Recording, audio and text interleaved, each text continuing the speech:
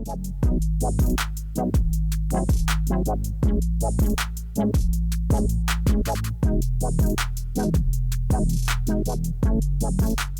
thank you for joining me for this third season of What's the Tease. Can you believe it? I can and I can't.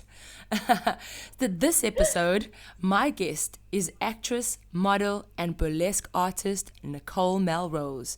Hello, Nicole. Hello. Lovely to be here. How are things going down under? Pretty good. I think everyone's itching to dive back into life now because the restrictions are slowly but surely being lifted. And I've noticed the theaters are opening up again, and I've done one performance now, burlesque, which has been, everything went wrong, but it was fun. And in real life performance? Oh yes, it was a live performance. So that was a lot of fun. But over the last couple of weeks, we've had to sort of postpone the next performance for the last 2 weeks just because of the unpredictability with the COVID restrictions. And then also we have to make sure that we're under a certain amount of people, but we have to also be over a certain amount of people so we can sort of, we don't lose money in the theater. So that it pays for itself. Well, I'm not fussed if I make anything at the moment. I'm just really itching to get back on stage, into the swing of things.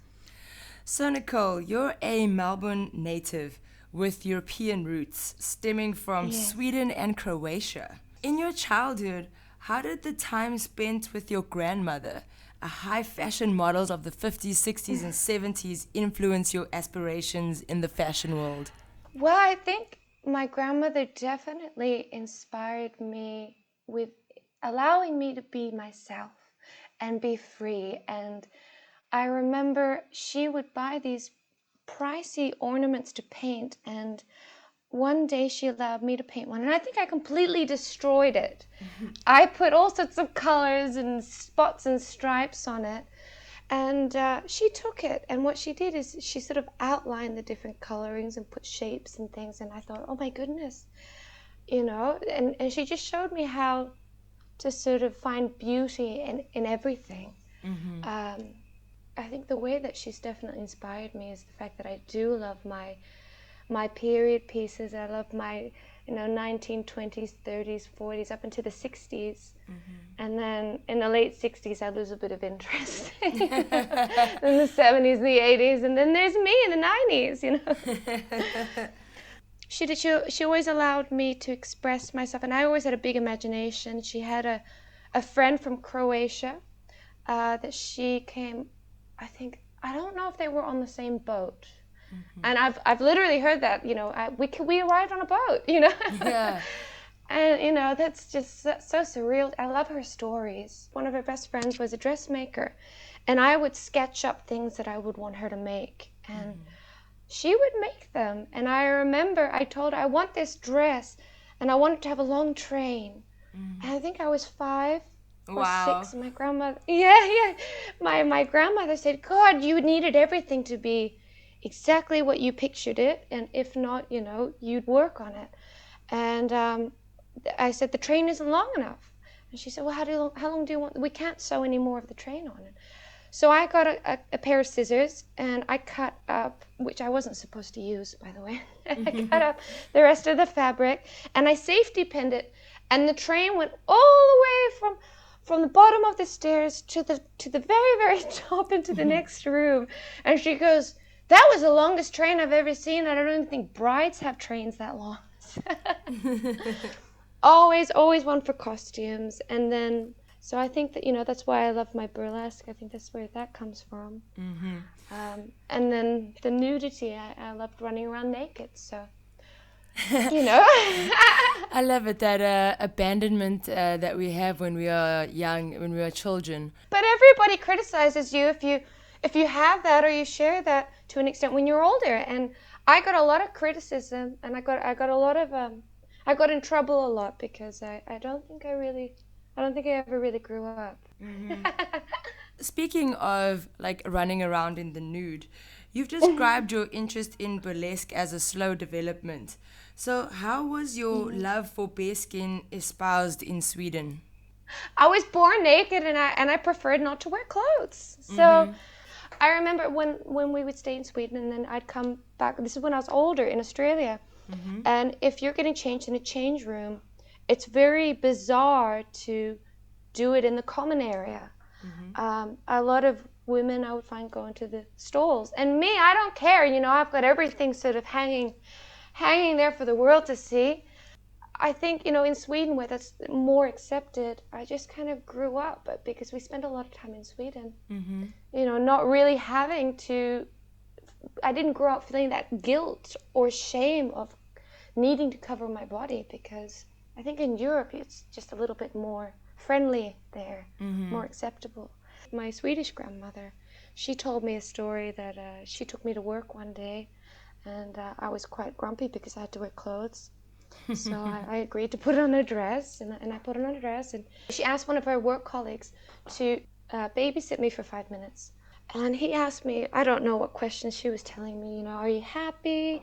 Can you show me a big smile? And what I did is I leant forward and I lifted my dress over my head and laughed. And apparently, I don't remember this, she was so embarrassed because I didn't have any underwear on. And I just showed the whole room. But I mean, I was very little then, so, you don't look at it in a wrong way. But I mean, I think everybody was a little bit like, oh my goodness, we didn't expect that. So it's never been something where I've just sort of embraced it. I've honestly just preferred the feeling bare skin. And even now, I really don't get dressed at home unless I have to. I feel very restricted. Even with necklaces, I don't like sleeping with jewelry on. I don't like it.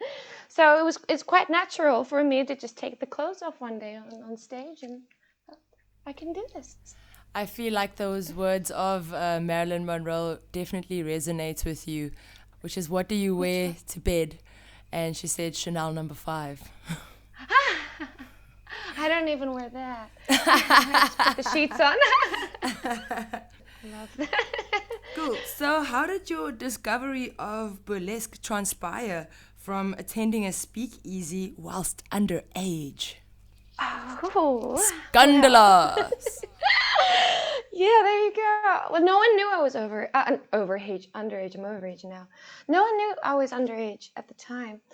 I think I just turned 17, and I think I was with a friend. But I remember hearing the two owners expressing quite loudly, because I could hear it over the music, that the burlesque dancer, she didn't turn up. My grandmother taught me a little bit about it, but it was mainly a family friend and a babysitter. I don't think I've said her name in, goodness, about 8 years. I miss her. Svetlana. Then I think later on I looked up burlesque in the books, and did my reading on Gypsy Rose Lee because my grandmother showed me this movie. And I thought, oh gee, I don't really understand it quite. And then I think Art of Tease was coming out. And I'd been gifted this book, The Art of Tease. Yes. I think that came out. Yes. I loved that she was wearing lingerie that was glamorous, just like a Disney princess dress. And I thought, gee, well, if she can find that or make that or whatever, maybe I can. And I did. I found, Pleasure State lingerie. Then there was Chantel lingerie, Chantel Thomas.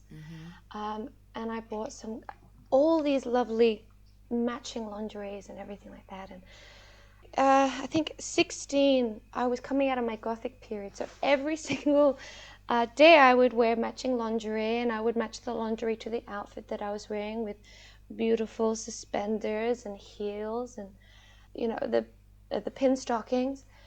So by that stage, I was going to these speakeasies where they had stand-up comedians, they had vaudeville performers, they had burlesque dancers, and I'd only ever seen one burlesque performance that was current. And so I went up to the two owners and I said, "Oh, are you looking for a burlesque performer?" And they said, "Yeah, we are." And I said, "Oh, I couldn't help overhearing, but I'm a burlesque performer," so I lied. Mm-hmm. I was doing a lot of theater and acting, and I am very much an introvert. And but I love to get up on stage, and I love to perform, and I love to have the spotlight, and I love getting dressed up. And I knew that I could probably just make it up all the way through. And the song "Sing, Sing, Sing." Yes, yes. So I was thinking that's the song I need playing, because I Yeah. know that one inside and out. And they've gone, "Okay, so what's your routine?" And I'm going, "No, you'll see." They said, "Do you need any props?" And I said, "Yes, I need a chair." And I was thinking, I'll just do that, because in my head, I used to listen to it was a Jolie Holland song, and it's called "Old Fashioned Morphine," Mm-hmm. and I always pictured this beautiful performance doing it in taking off clothes with lingerie. But of course, I needed it to be upbeat, so I said, "Put on 'Sing, Sing, Sing.' I'll do it with a chair, and I'll just speed up what I've been imagining." And I remember they announced my name, and I think I gave a phony name. I can't remember what it was though. Mm-hmm. And as soon as I felt the warmth of the light, I began to sweat, and I thought, "Oh my goodness, what have I done? What have I done?" But then I couldn't see the audience. The song came on, and I just went. Yeah, I really did kind of just bull my way through it with the old dance lessons that I've taken, and then also just dancing like nobody's watching. Mm-hmm. Mm-hmm. And then I couldn't take off my bra, because I realized I didn't have any tassels. Mm-hmm. But what I did is I took the bra off, and I held it out, but I had the curtain around me and kind of took the curtain, and then it kept going, and everyone was cheering. And I don't know if this was the first performance or later on, but I ended up taking my underwear off, and I was just wrapped in this curtain. Mm-hmm. And I'm holding it out so the audience can see, and put my leg out, and then I ran upstairs, and I was in the stairway and trying to put my bra and underpants on, and everybody coming through the hallway to go, "Oh, that was a great performance," which was very lovely, because I made it up. They've all gone, "Oh, you actually have nothing on under there," and I've gone, "Yep, it's how you keep it real." Meantime, you're just winging it. Oh, I was completely, and they said, "Oh, please come back. We'll have you, maybe every second week." And I said, "Oh, well, I'm going away for about a year. I've got an agency, and because I was modeling then, but I didn't have an agency. I lied, and I lied that I was going on a year tour. Mm-hmm. I was going on a tour, but it was only going to be for about maybe a month or 6 weeks." Mm-hmm. And I said, "But when I come back, if you're still open," they go, "Of course we'll be open." I said, "I'd love to come." And I did. I ended up working there. And then I ended up working after that at Red Benny's, which really opened some lovely doors to meeting some wonderful artists. Zelia Rose. She used to work backstage at Red Benny's, and sometimes we'd sort of see each other before, I'd go on and she'd go on. One day I heard, she's touring with Art of Tease, and I thought, "Oh, I'd like to see Art of Tease now, because I'd like to see this girl perform," Mm-hmm. And so, yeah, I guess that's how the beginning, seeing Dita, and then seeing later on a woman that I used to see backstage working together. So you never know where the road will take you. Indeed. Speaking of your improvisational skills, how did your background in dance, performing arts, and modeling influence your burlesque journey? Well, I've always been somebody that loves to perform. If I'm feeling shy, it can take me 3 hours to sort of get into, Nicole Melrose mode. It took me about an hour to prepare, even to be gamey enough to come on today. So I was sitting there sort of doing some vocal warm-ups. But I think that's my background with performing, theater, learning vocal warm-ups, and then also learning body warm-ups for dance, stretching. the more you practice and the more you keep yourself, if you're not working, I like training, and that's something that I've kept up all my life.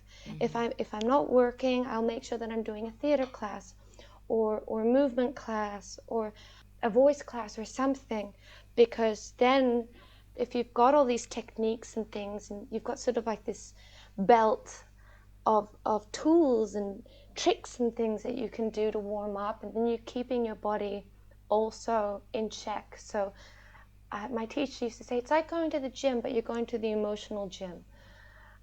So everything's there, and you've got it, and you can unlock it.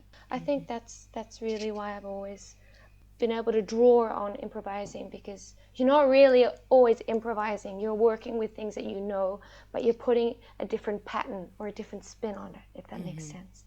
So you mentioned that, like, in your first performances, when you were at the Speakeasy, you had to come up with a name on the spot, which I take you no longer use. So how did you then decide to settle with Nicole Melrose? So I really wish I could remember the first one I used. I think it was something, a play on the word like she-devil, but it was like she-deville or something like that. For me, theater and film always came before burlesque, because I've been doing that all my life.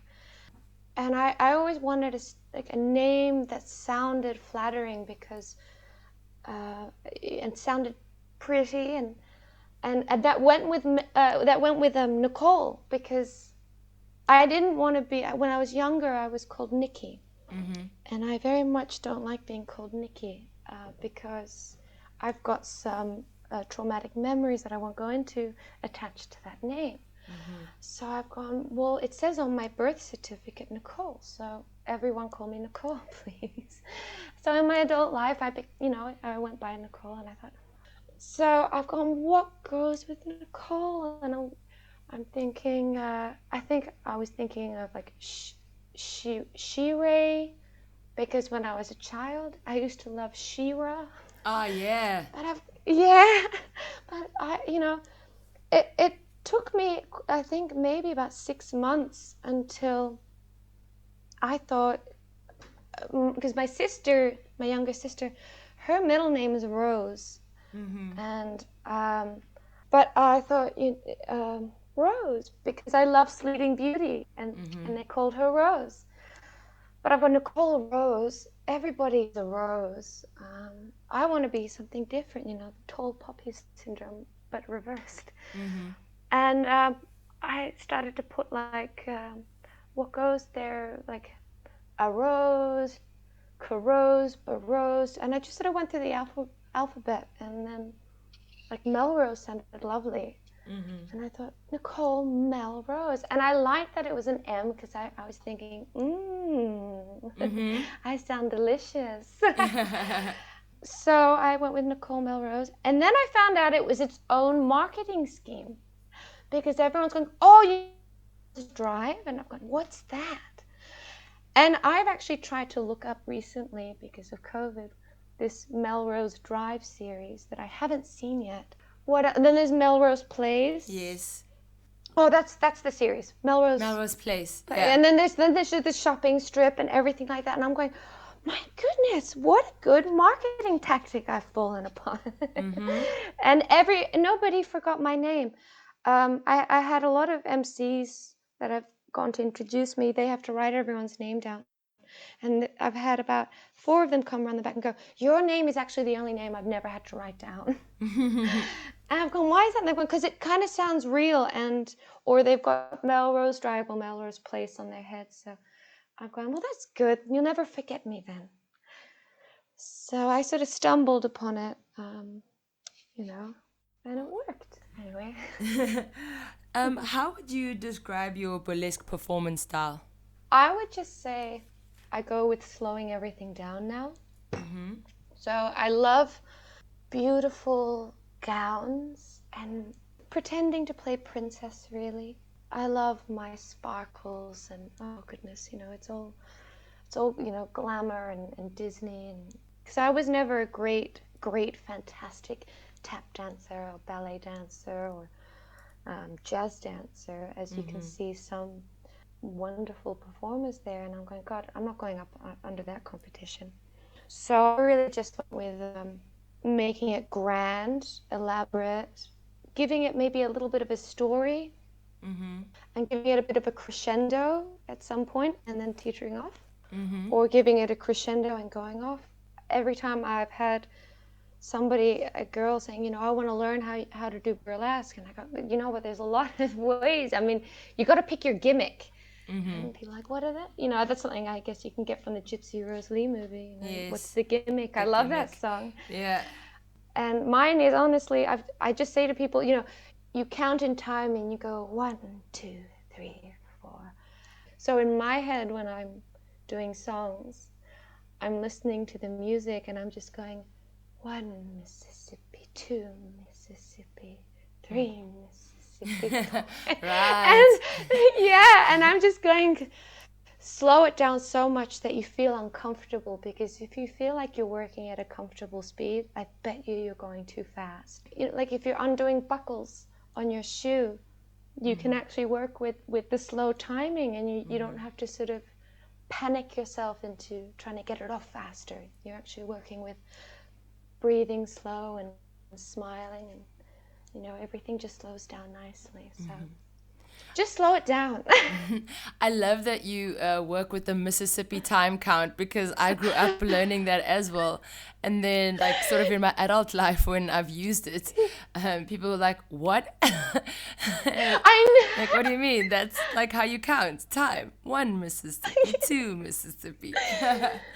But everybody sort of Anyway. forgets about it. And I've had girls like tilt their heads and like, do you literally say in your head 1 Mississippi? And I go, yeah. Yes. It's not very sexy when you think of it.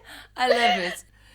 So, as Nicole Melrose, the actress, the model, and the burlesque artist, do you tap into specific aspects of yourself to fulfill each of these roles for each industry?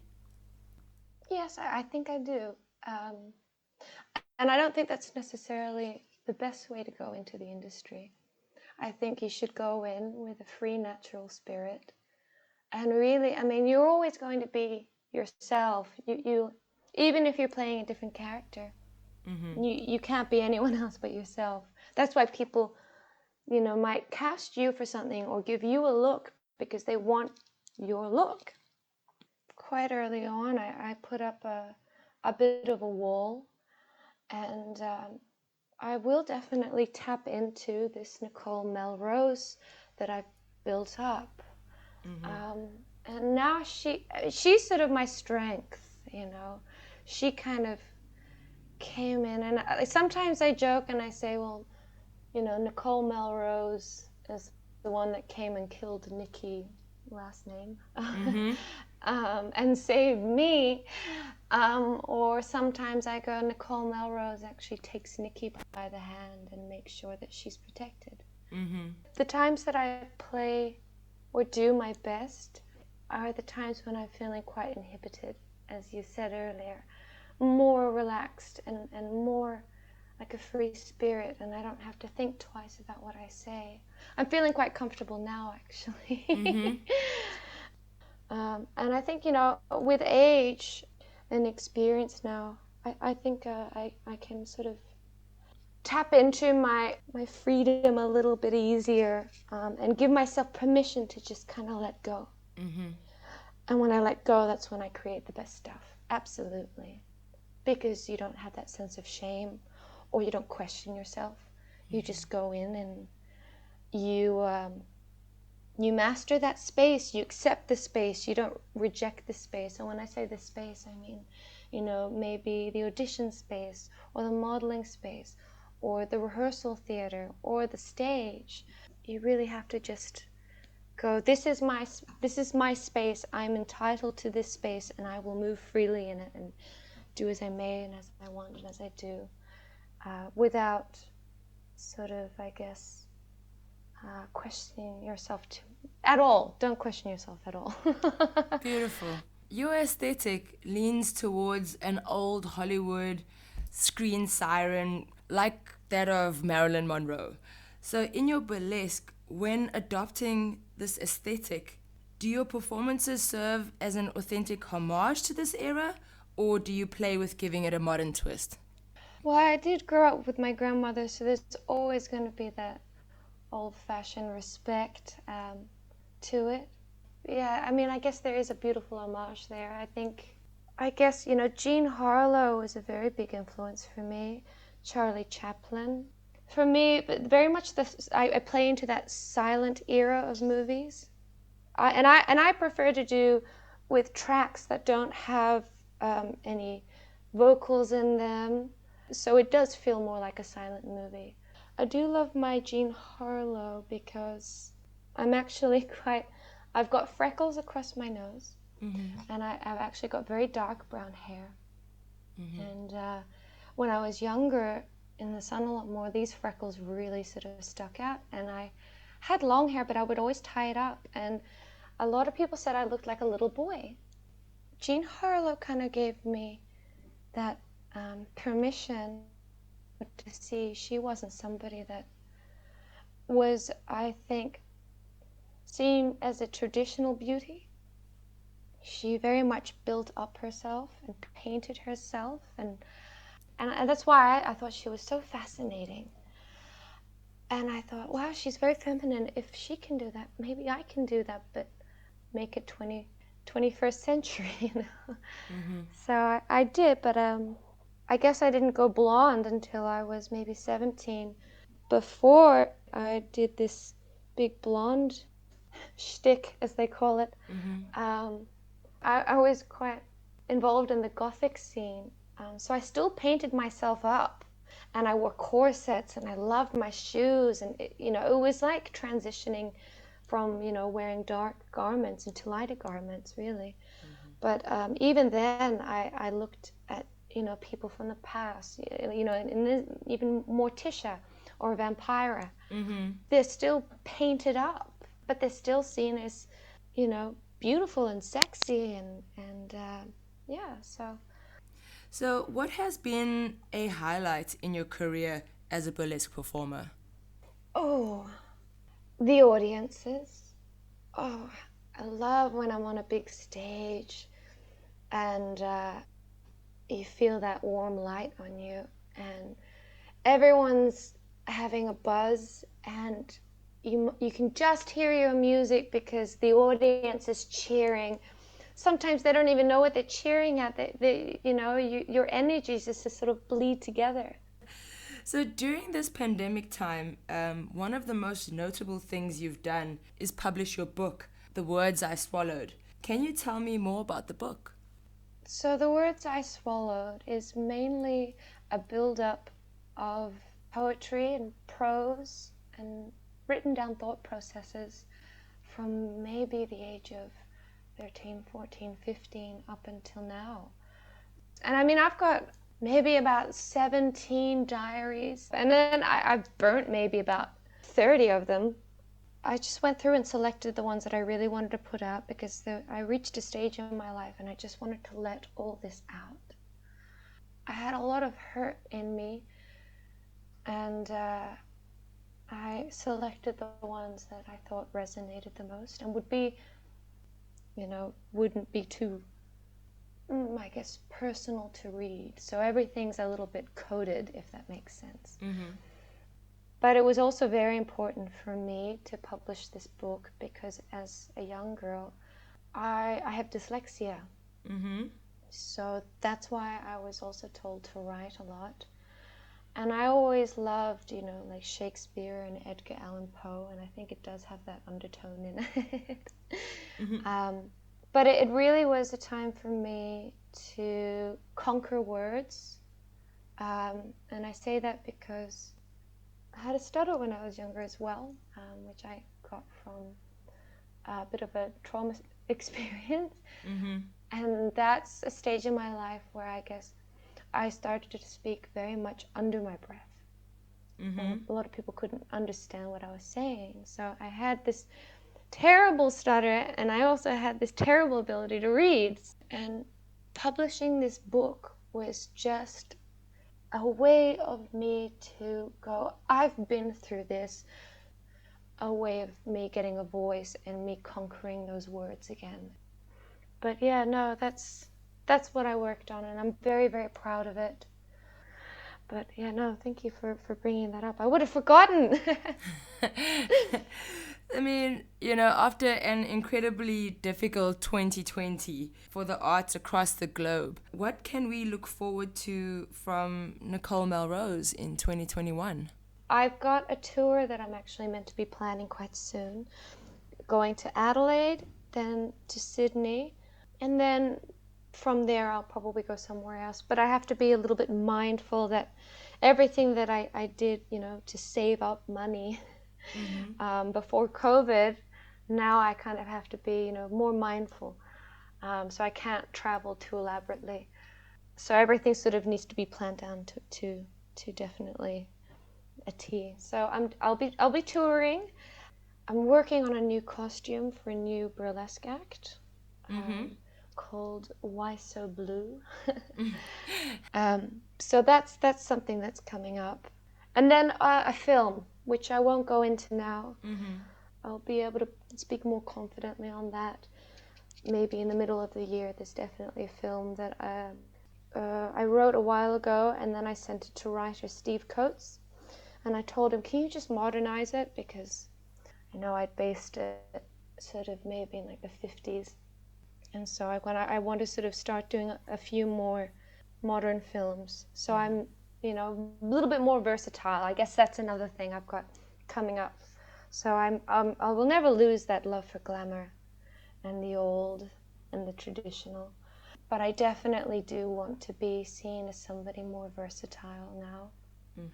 So I'll be building a lovely show reel up for my acting. But I think most people follow my period piece work and my, the 1950s and that, glamour Nicole Melrose.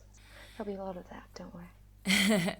And in closing, where can we follow and support the work that you do? You can go to my website, which is NicoleMelrose.com. You can watch a few of my short films that I've done. You can see some of my recorded burlesque, modeling. You can get in contact with me. And I even have a little, I call it my web diary, but I mean, I guess it's more like a blog. I just don't like the word blog. I think it sounds ugly. So people, for $7.99, you can actually join, and I'll put up, behind the scenes or during shooting or the first finalized pictures. Be mindful, there's a lot of tit and tease in there. A lot of bare bottom. I also write a lot in there. Otherwise, there's Instagram, which is Nicole_Melrose. And so many. If you just type in Nicole Melrose into Google, you'll find me. You'll find me on all the platforms. The girl is everywhere. Yeah, my butt's in your face no matter where you look. Brilliant. Well, Nicole Melrose, thank you so much for joining me on this episode of What's the Tease. Thank you so much for having me, and have a lovely, lovely month, or, and say hello to your partner for me as